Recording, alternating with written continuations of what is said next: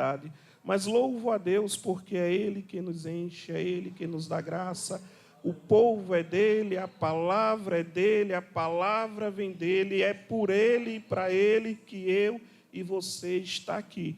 E eu glorifico a Deus pela vida de cada um dos meus irmãos. Querido, eu quero pedir a gentileza de todos se colocar de pé em reverência à palavra para que nós possamos ler. É apenas um versículo e somente a primeira parte para que nós possamos ler. No livro de Eclesiastes, capítulo 12, se você puder abrir a sua Bíblia digital ou a Bíblia impressa, para que nós possamos ler. Eclesiastes, capítulo 12, o versículo 1, somente a primeira parte.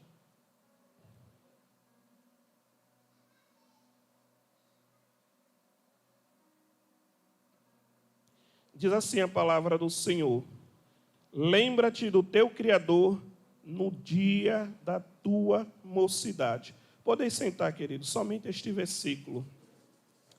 Este versículo que ora acabamos de ler, eu costumo dizer que ele, por muito tempo, durante a minha mocidade, eu ainda comecei a servir a Cristo aos meus 15 anos de idade, quando eu conheci, eu costumo dizer, e chamar a congregação de Assino Calaça, lá em Recife, da Assembleia de Deus da Velha Mãe. Foi onde eu conheci uma congregação pequena, um povo simples, um povo humilde, mas foi onde eu tive a minha primeira experiência com Cristo, E na época da minha mocidade, eu servi ao Senhor como adolescente, na união de adolescente. Naquela época, nós fazíamos muitas gicanas, tinha os cultos jovens, e eu sempre, quando tinha uma oportunidade, não só eu, mas todos os jovens, eles liam esse versículo. Então, ele acabou se tornando um texto áureo por muito tempo. Mas este versículo, que isso aqui foi um aconselhamento do sábio Salomão, que ele deixou Salomão para que todos possam saber e ter conhecimento, ele nos deixou 3 joias preciosas, 3 joias literárias na Bíblia, que é o livro de Cantares ou Cântares de Salomão, o livro de Provérbios, que é o livro dos aconselhamentos, e o livro de Eclesiastes, que é onde ele deixa grandes conselhos. E este foi um dos conselhos que o sábio Salomão ele deixou para as gerações futuras. E este versículo ele não se aplica somente aos jovens, mas ele nos faz refletir acerca de termos um coração grato, independente da idade. Se você for ver quando Salomão ele veio escrever este versículo aqui, ele não era mais um homem jovem. Você vai ver no versículo 3 que vai dizer assim, no dia em que tremeram os guardas da casa. Ele estava falando das pernas. Salomão era já um homem velho e ele nos deixa este versículo poderoso da parte de Deus. Mas, querido, antes de eu me ater a falar de Salomão, não podemos falar de Salomão sem antes falar da trajetória de seu pai Davi. Eu quero usar como introdução a esta mensagem, e o tema desta mensagem é lembra-te do teu Criador. E aí eu não posso falar de Salomão sem antes falar do seu pai Davi. Davi, todos nós conhecemos, foi um homem que Deus o escolheu ainda jovem, por detrás das malhadas, quando ele estava cuidando das ovelhas malhadas de seu pai. As ovelhas malhadas eram ovelhas problemáticas, e aí o seu pai deu o pior serviço para Davi.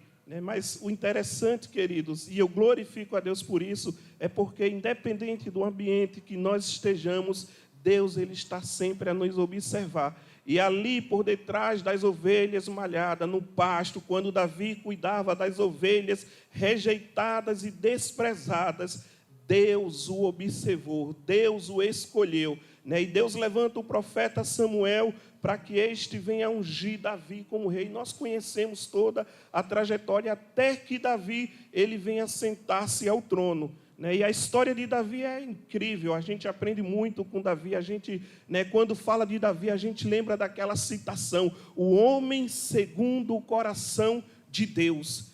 Acho que nenhum outro homem na Bíblia ele teve este título tão precioso de homem segundo o coração de Deus. Mas Davi, mesmo sendo este homem segundo o coração de Deus, em determinado momento de sua vida, ele veio a pecar. Isso pelo simples fato de ele estar desocupado, né? E aqui eu quero abrir um parênteses nesta noite, né, para que nós venhamos procurar sempre estar ocupado no Senhor, né? Como diz aí, tem um verso, né, uma palavra que as pessoas usam no mundo afora aí, que mente vazia é oficina do diabo, né? Davi, ele poderia naquela época ali estar na guerra. Davi, ele deveria, na verdade, estar na guerra, junto com os seus soldados, junto com os seus valentes, servindo. Mas Davi, ele quis simplesmente parar, repousar, descansar, e aí é onde mora o perigo, né? Ele estava ali no seu palácio, descansando, e aí Davi, ele veio a pecar. Né? Ele olhou, ele viu a mulher, a Betseba, né, a mulher de Urias, e ele desejou no seu coração.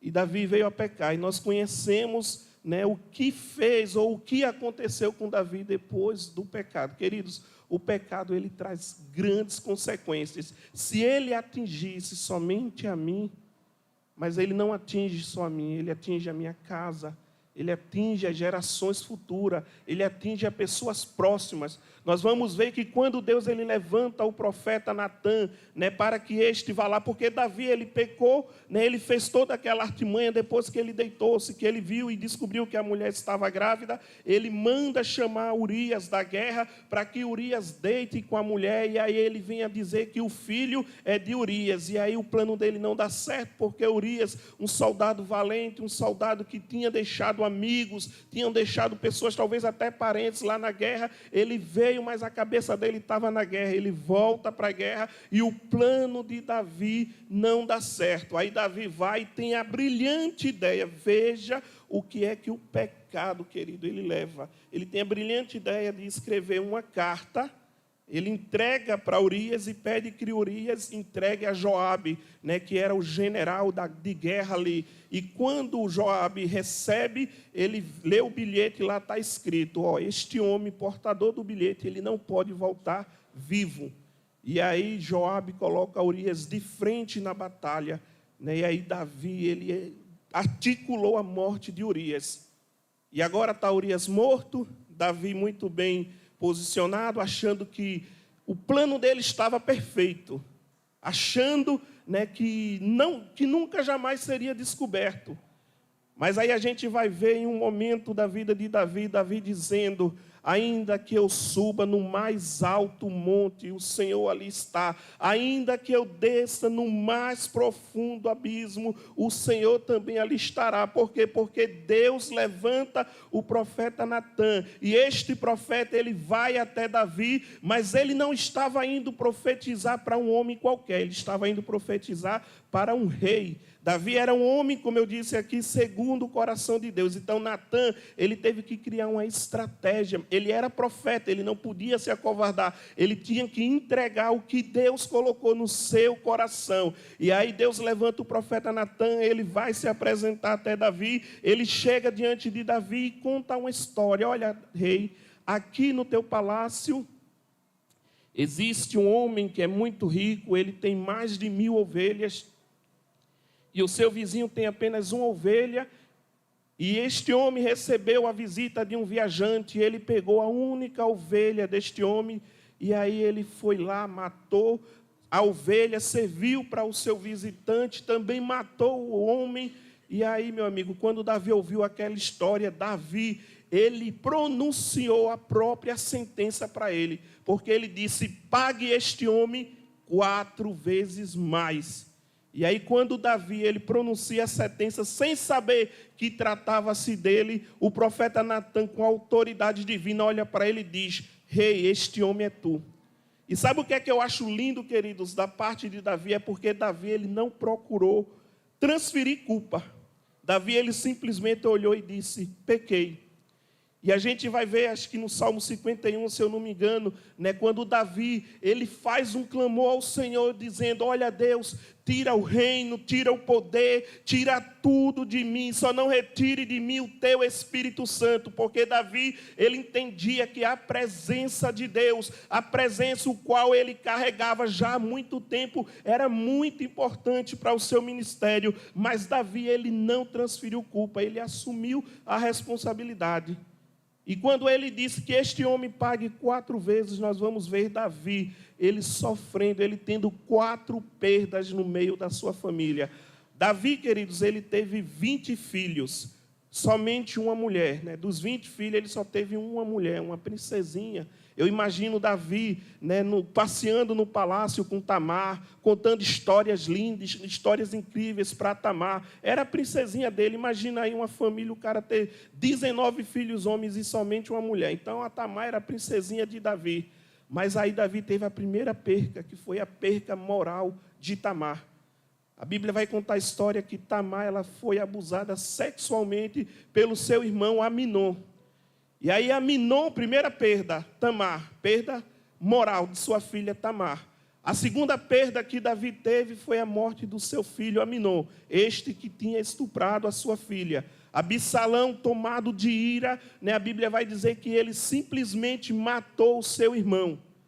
Absalão, entendendo, era o irmão mais velho, entendendo que Davi ele não tinha punhos. E olha que quando Davi soube da morte, né, do caso que aconteceu com Tamar, ele não pôde fazer nada. Ele não poderia chegar para Aminon e pronunciar uma sentença para Aminon. Por quê? Porque Davi carregava a culpa. Isso é as consequências do pecado. Né? Quando nós estamos em desacordo, queridos, com a palavra, nós não temos moral para apontar o dedo.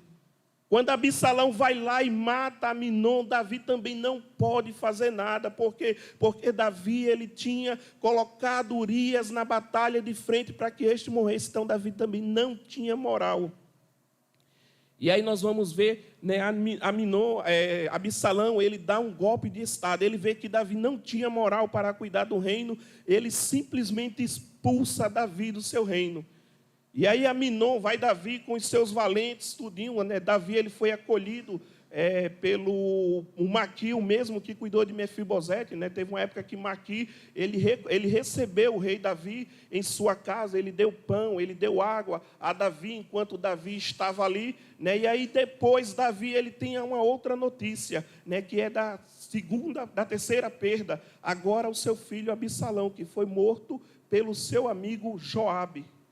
E Davi, mais uma vez, não poderia apontar o dedo para Joabe. Por quê? Porque Joabe era cúmplice de Davi. Veja o nó que Davi estava cometido. Veja o nó que Davi estava enrolado. E aí nós vamos ver depois a quarta perca de Davi.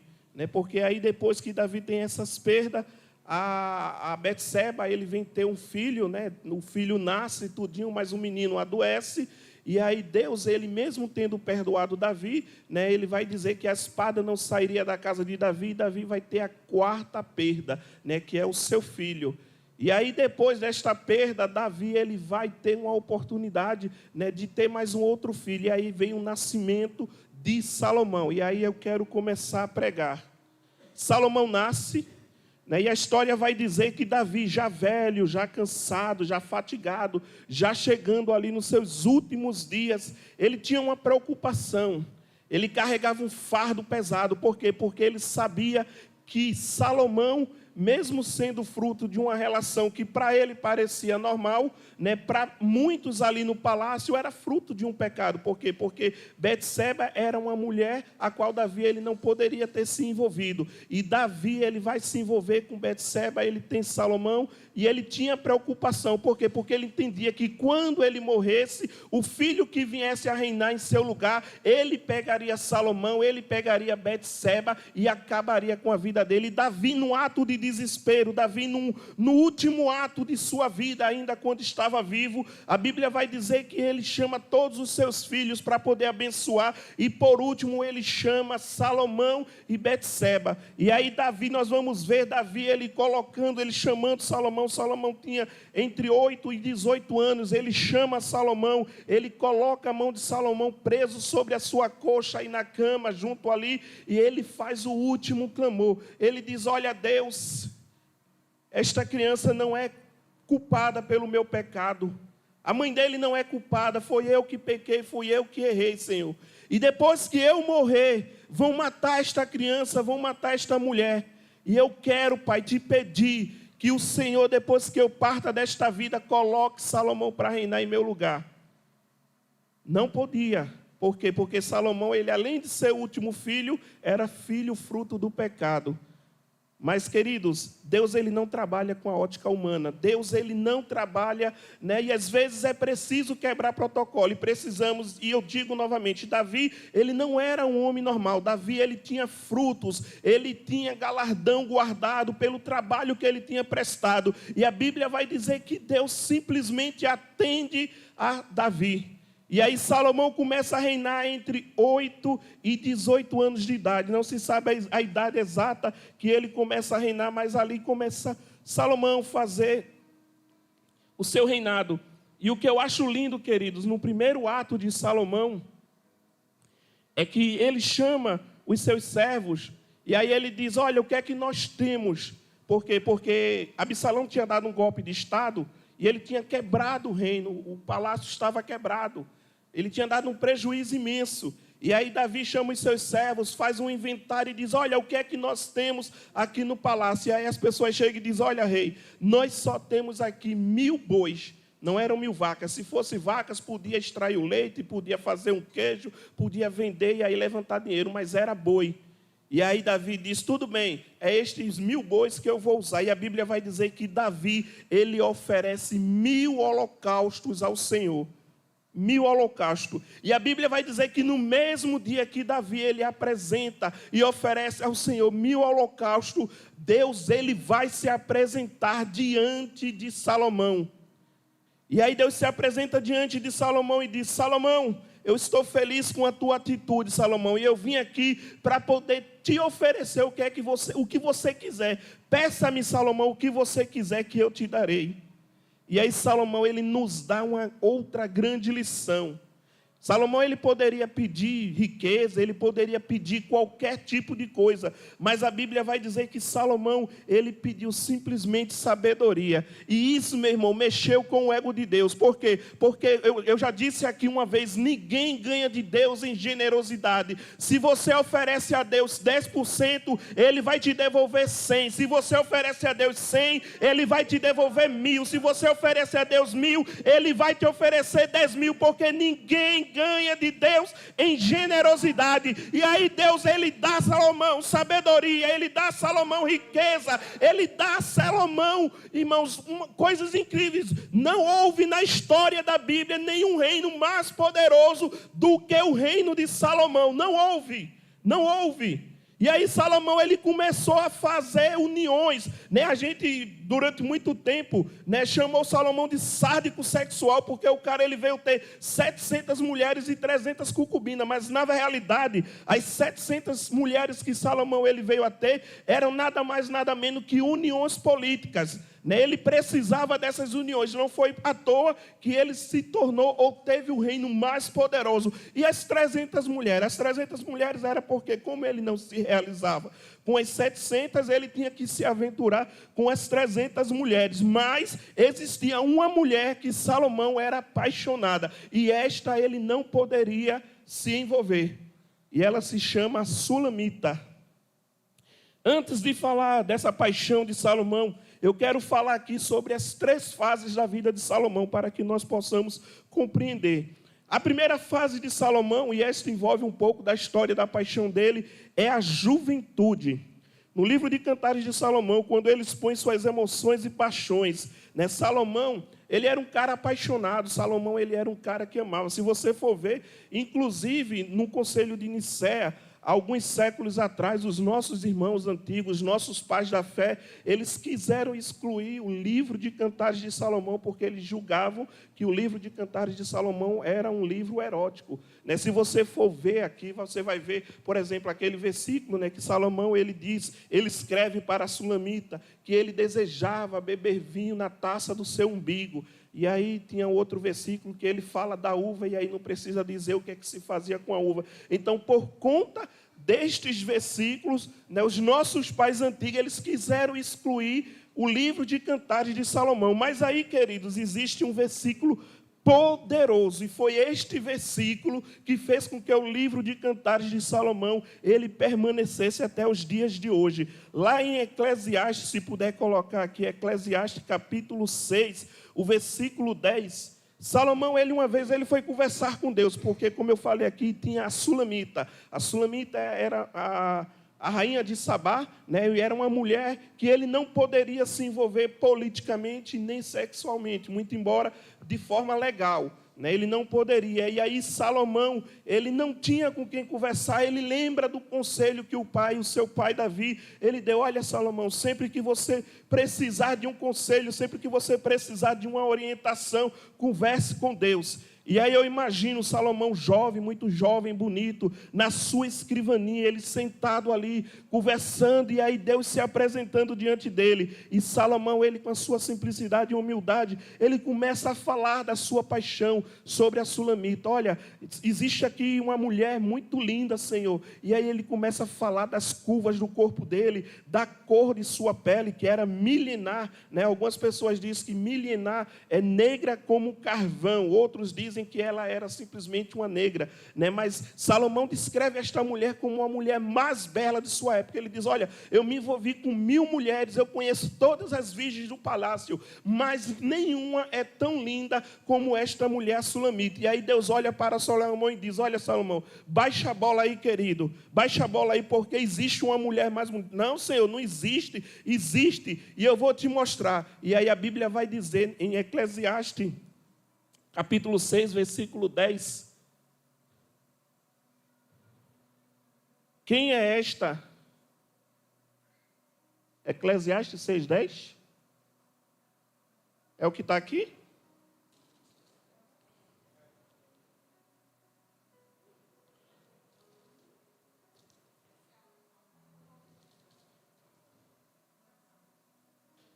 Não, é o versículo, é porque eu não recordo aqui, eu acho que devo ter anotado errado, mas é o versículo que ele fala, né, que quando Deus ele vai mostrar para ele, aí Deus ele faz explodir uma imagem, ele faz explodir uma imagem como se fosse uma imagem tridimensional. E aí Deus mostra para Salomão: quem é esta que aparece como a alva do dia?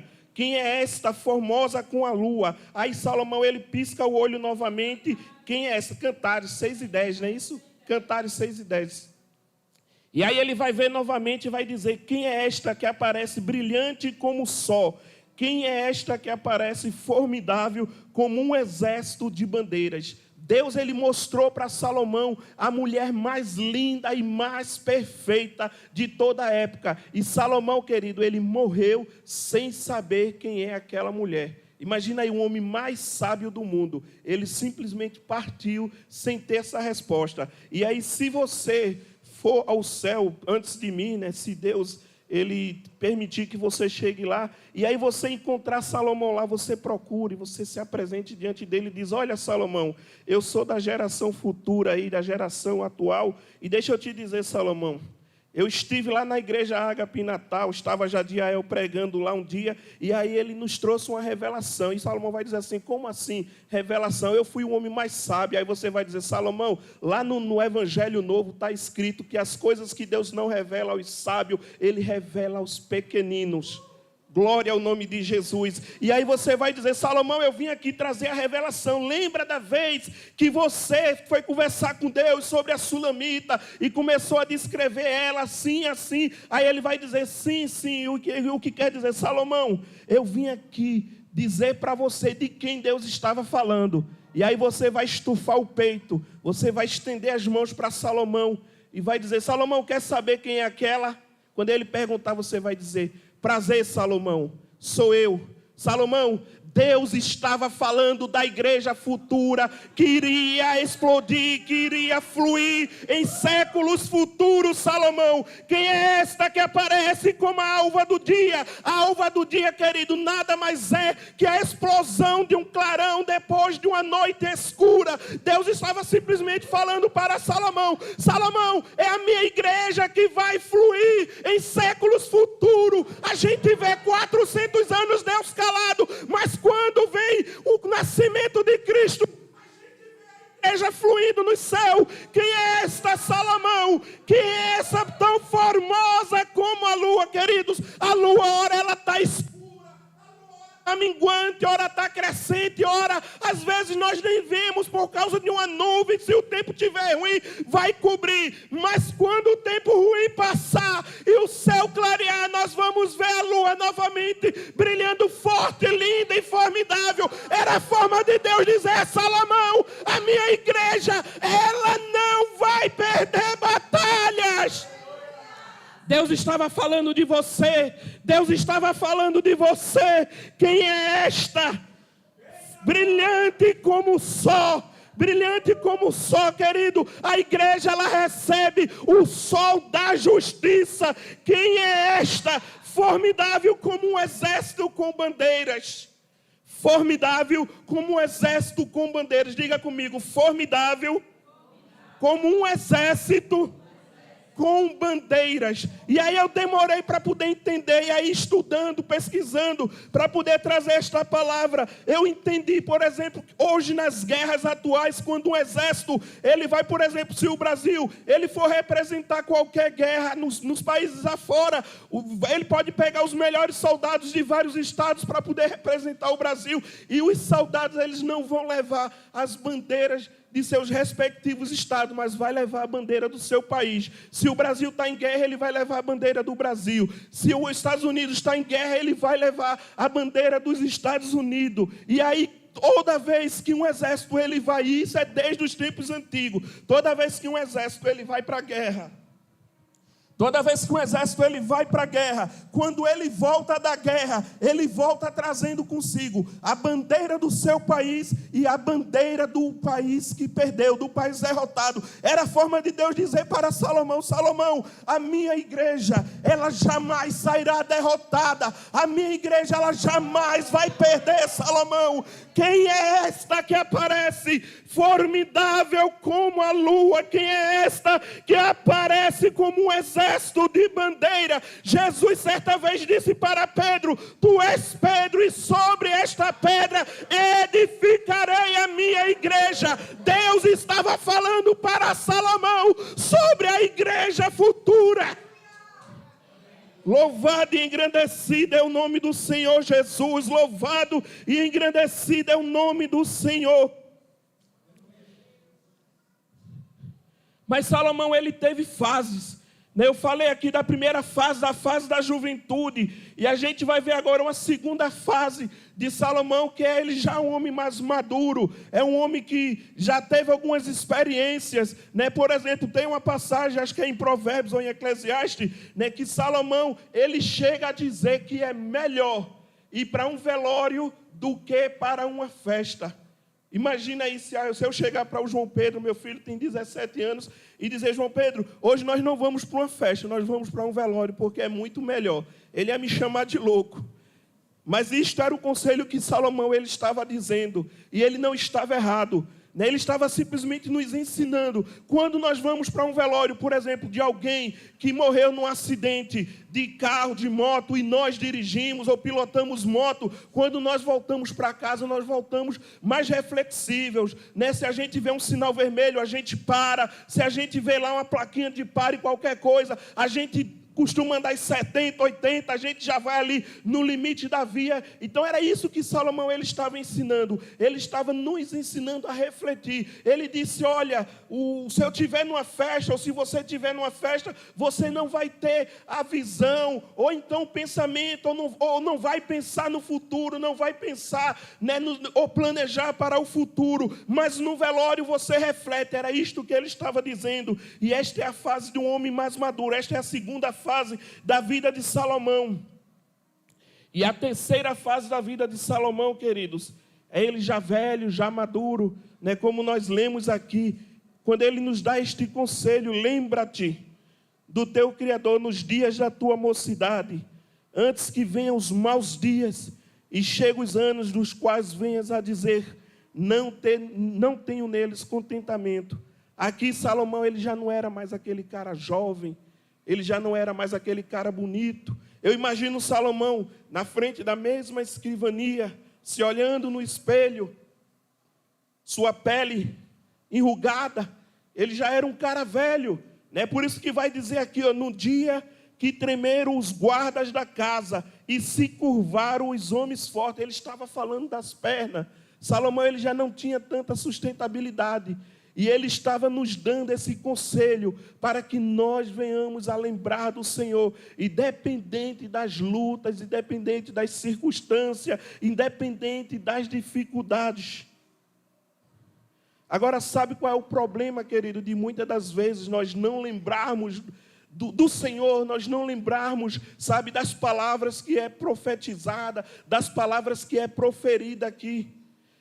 Eu tenho o costume de dizer que a igreja, ela é um alicerce, né? Aqui a igreja Ágape, ou qualquer outra igreja, quando nós estamos ali, querido, não é só para ser um clube social, sabe, para nós nos reunirmos, e aí vai lá, se confraterniza, aperta a mão dos irmãos, e aí depois, nós aqui, por exemplo, nós temos o culto somente aos domingos, e a maioria das vezes nós só vemos os nossos irmãos aos domingos. Às vezes nem pelo WhatsApp nós conversamos, né? Às vezes isso é até bom para que nós possamos refletir, né? E que nós venhamos nos aproximar mais, né? Está aí o WhatsApp, está as redes sociais, entendeu? Eu lembro que quando eu cheguei aqui, né, nós tínhamos alguns momentos muito bons, muito importantes, né, que às vezes a gente se reunia. Quando não dava para se reunir, né, fisicamente, a gente fazia reuniões online e era uma bênção. E a igreja ela precisa fluir nisso, ela precisa se alicerçar nisso cada vez mais. Não faça da igreja somente um clube social, aonde nós venhamos nos reunir somente aos domingos. Não sejamos uma geração The Walking Dead. Vocês sabem o que é uma geração The Walking Dead? Mortos que caminham. Mortos que caminham. É forte esta palavra, mas é para que nós possamos nos refletir. Isso é para que nós venhamos a refletir sobre o que Deus tem para nós e sobre o que nós carregamos. Eu não quero, querido, só estar aqui, sabe, aos domingos. Eu não quero só ver os irmãos e confraternizar com os irmãos somente aos domingos. Eu quero poder estar com vocês por mais vezes, por mais dias. E às vezes a falta dessa prática ou destas comunhão, ela nos faz esquecer quem somos em Deus. Por quê? Porque nos alimentamos pouco. Nos alimentamos pouco e quando nos alimentamos, nós não mastigamos bem a palavra. E aí a palavra não faz digestão de forma que nós venhamos a praticá-la.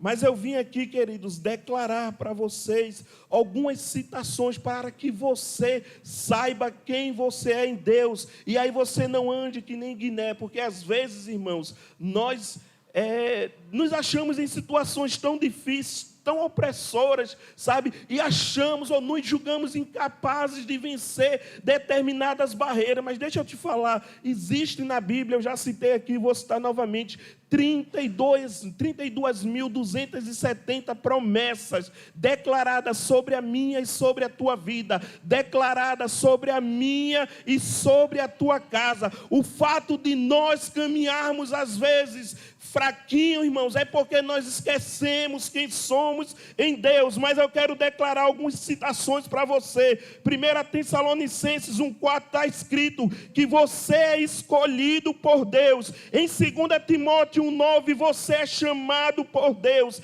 2 Coríntios 5,17 você é nova criatura em Deus. 1 Coríntios 6,9 você é templo do Espírito Santo. Efésios 1,7 você é perdoado de todos os seus pecados. Gálatas 4,7 você é livre do peso da lei. Gálatas 3,9 está escrito você é abençoado por Deus. Apocalipse 12,11 você é vitorioso. João 8,32 você é livre.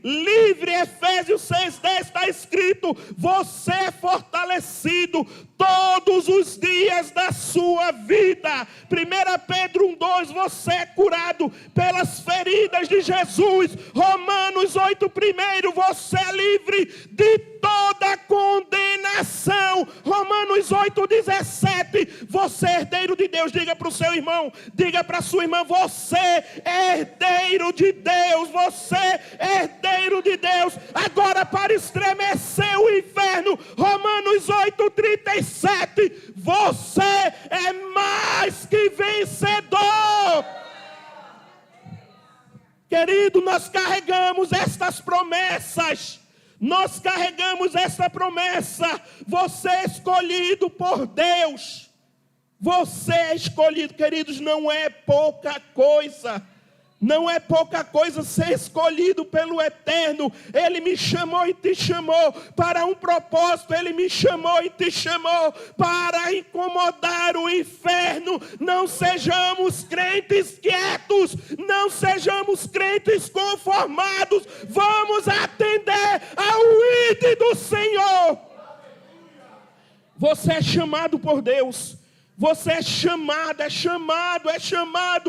Ei, todos os dias, o Senhor, Ele te convida. Todos os dias, o Senhor, Ele te coloca de pé. Ei, Ele está dizendo todos os dias, quando permite que você abra os olhos. Querido, guerreiro, vai para a guerra. Tem vitória na tua casa, tem vitória na tua família, tem vitória onde você pisar a planta dos seus pés. Você é nova criatura. Você é nova criatura. Ei, não deixa o diabo confundir a tua mente. Eu digo sempre o seguinte: o diabo, querido, ele sabe o teu nome, mas ele vai sempre te chamar pelo pecado. Mas Deus, Ele conhece o meu e o teu pecado, e Ele insiste em nos chamar pelo nome. Você é nova criatura, você é templo do Espírito Santo. Você é templo do Espírito Santo.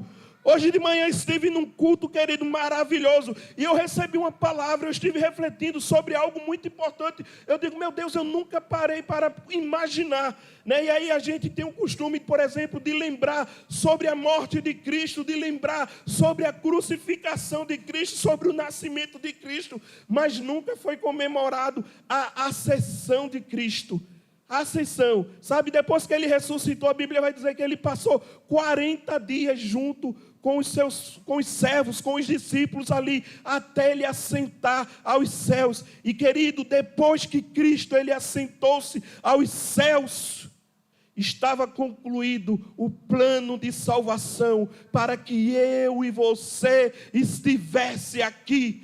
Hoje nós estamos aqui porque nós somos escolhidos por Ele. Hoje nós estamos aqui porque Ele um dia desceu, sofreu, padeceu, carregou as nossas feridas, carregou os nossos pecados.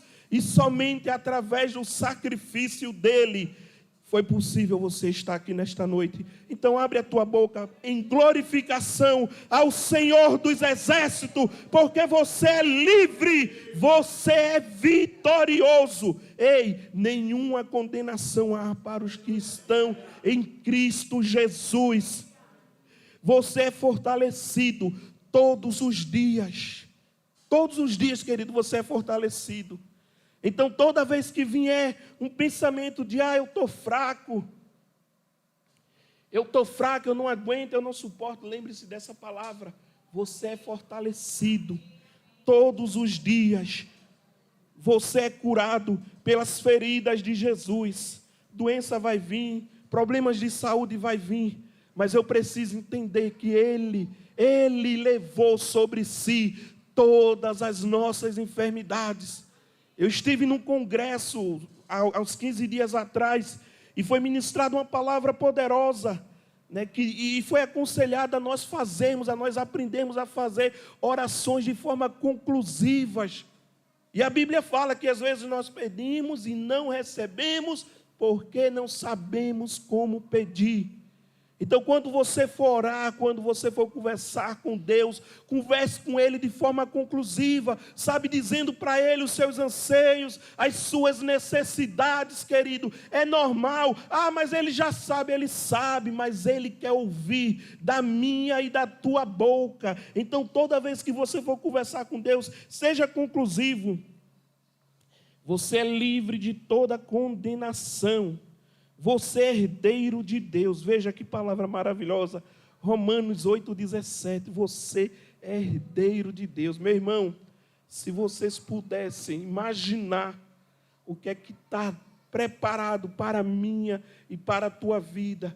E eu não falo só, sabe, deste mundo terreno, né? Porque a Bíblia diz que se nós esperarmos no Senhor, somente nos dias atuais nós seremos os mais miseráveis dentre os homens. Não é pecado, querido, nós vivermos em paz, não é pecado nós vivermos de forma confortável, não é pecado, né? Temos que buscar mesmo, mas precisamos entender, queridos, que existe um reino preparado, que nós somos herdeiros. Lembra quando Cristo ele falou: irei para o Pai e voltarei outra vez, para que onde eu estiver, estejais vós também. Existe um reino celestial preparado para a minha e para a tua vida. Você é herdeiro de Deus, você é herdeiro de Deus, e precisamos ter, irmãos, esse anseio, sabe, esse desejo pelos céus. Precisamos almejar o céu. A minha filha Manuela, lá em Recife, ela serve ao Senhor, tem 26 anos de idade, e eu acho lindo quando eu começo a conversar com a minha filha, porque ela diz: papai, eu desejo tanto abraçar Jesus, papai, eu desejo tanto conversar com o Senhor. Isso, irmãos, não é algo muito comum. Nós estamos muito preocupados em viver bem na terra, em possuir casas, em possuir carros. Não é pecado, querido, mas onde está o desejo pelos céus? Aonde está o desejo, o anseio, o anelo pelo céu? Ei, foi para isso que eu e você fomos chamados. Você é mais que vencedor. Você é mais que vencedor. Para concluir, não deixe o mundo, não deixe a sociedade, sabe, não deixe as pessoas dizer que você não pode, que você não é capaz. Ei, o melhor desta terra, querido, é para mim, é para você. O melhor desta terra é para minha casa, é para a tua casa. Precisamos tomar posse disso. Precisamos tomar posse disso. Nós somos mais que vencedor. Ei, eu quero declarar nesta noite o melhor de Deus, meu irmão, na tua casa, na tua vida, aonde tu pisar a planta do teu pé. Eu quero declarar o melhor de Deus para os teus filhos. Teus filhos, eles vão viver da melhor maneira possível. Eles vão entrar nas melhores faculdades. Eles vão estar em lugar de honra, porque o melhor desta terra é para mim e para você.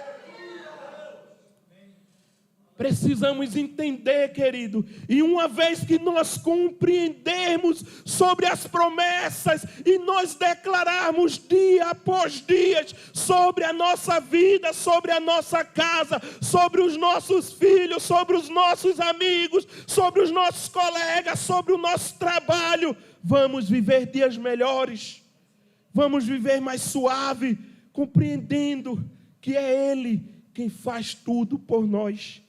Amém? Fique de pé, eu quero orar por você nesta noite.